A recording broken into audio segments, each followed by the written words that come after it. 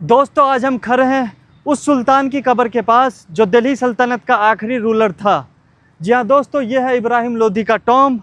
वही इब्राहिम लोधी जिसे जहीरुद्दीन मोहम्मद बाबर ने पानीपत के पहले युद्ध में हराया था। और इतने बड़े पर्सनालिटी होने के बाद भी इब्राहिम लोधी की कब्र इतनी सिंपल। चलिए दोस्तों, आज हम जानेंगे इस टॉम्ब की हिस्ट्री, आर्किटेक्चर और कुछ हिडन फैक्ट्स। तो चलिए शुरू करते हैं। तो दोस्तों 3:20 हो चुके हैं और हम लोग अभी पानीपत के गलियों में घूम रहे हैं। हमने ना काबुली बाग मस्जिद एक्सप्लोर किया जिसको जहीरुद्दीन मोहम्मद बाबर ने बनवाया था अपनी पहली जीत की खुशी में इंडिया के अंदर।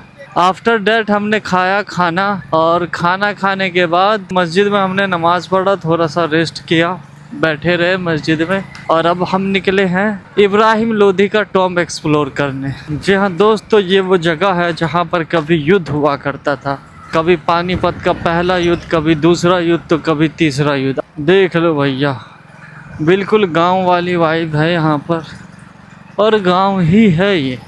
और यहाँ पर से मतलब समझ लो काबुली बाग जो मस्जिद है वहाँ से ज़्यादा दूर नहीं है इब्राहिम लोधी का टॉम्ब।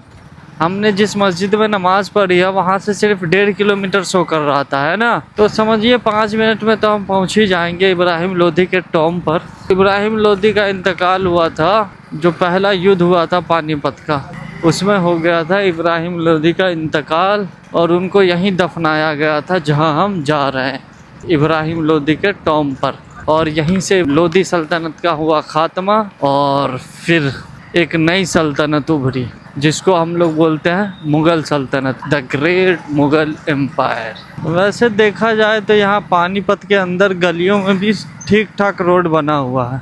अब किधर जाना है अल्फाज? यहीं कहीं पर सामने है क्या? ये तो वाटर पार्क टाइप लग रहा है, पूछना पड़ेगा। भाई इब्राहिम लोधी का टॉम्ब कहाँ पर है? तो फाइनली हम पहुंच गए इब्राहिम लोधी के टॉम्ब के बिल्कुल पास। और ये रहा इब्राहिम लोधी के टॉम्ब का बोर्ड, और यहाँ पर लगा हुआ है ताला। लेकिन अब हम अंदर कैसे जाएंगे भाई? कुछ लोग तो अंदर तो हैं। चलते चलते हमने दूसरा गेट ढूंढ ही लिया और अब हम जा रहे हैं इब्राहिम लोधी टॉम्ब के अंदर। समरसेबल है क्या? और जब इब्राहिम लोधी के टॉम्ब में एंट्री करते हो तो सामने ऐसा कुछ स्टैचू बना हुआ है। ये रहा इब्राहिम लोधी टॉम्ब का मतलब बोर्ड, और ये कुछ ऐसा रास्ता बना हुआ अंदर जाने का। और ये रहा आपके सामने इब्राहिम लोधी का टॉम्ब। जी हाँ दोस्तों, वही इब्राहिम लोधी जिसने हिंदुस्तान पे हुकूमत किया था और जहीरुद्दीन मोहम्मद बाबर से पानीपत का पहला जंग लड़ा था। कितनी सादी उसकी कब्र है, ये देखो कितना सादा उनका टॉम्ब है, और वो भी खुले आसमान के नीचे। तो अल्फाज भाई आप ये बताओ, इतने बड़े बादशाह की कब्र और इतनी सिंपल सिटी के साथ खुले आसमान के नीचे, क्या कहना चाहोगे इस पे? मैं यही कहना चाहता हूँ भाई, आप जितने भी बड़े बादशाह हो या कुछ भी हो इस दुनिया के, एक दिन इस मिट्टी के अंदर ही जाना है। बहुत बड़े इनका टाइम था, बहुत इसका लंबा दौर चला और वो आज जमीन के नीचे है।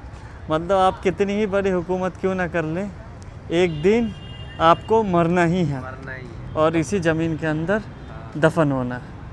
तो दोस्तों मेरे पीछे जो इब्राहिम लोधी का टॉम्ब है, हिस्ट्री के मुताबिक पहले ये एक सिंपल कब्र थी, और जब इब्राहिम लोधी की मौत हुई थी पानीपत के फर्स्ट बैटल में, उसके बाद जहीरुद्दीन मोहम्मद बाबर ने उनको दफनाने का ऑर्डर दिया था।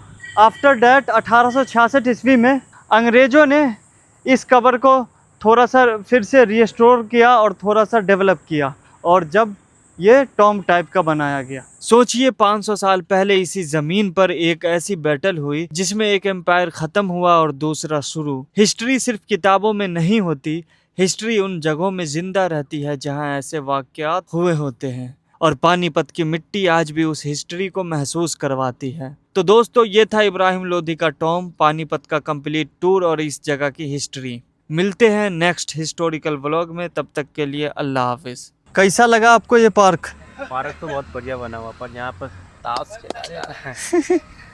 बढ़िया पार्क है, बढ़िया पार्क है ना? हाँ। ग्रीनरी तगड़ी है, अच्छी है और साफ सफाई भी अच्छा है। हाँ। और वो स्टैचू ऑफ इब्राहिम लोधी का। अच्छा अच्छा लग रहा देख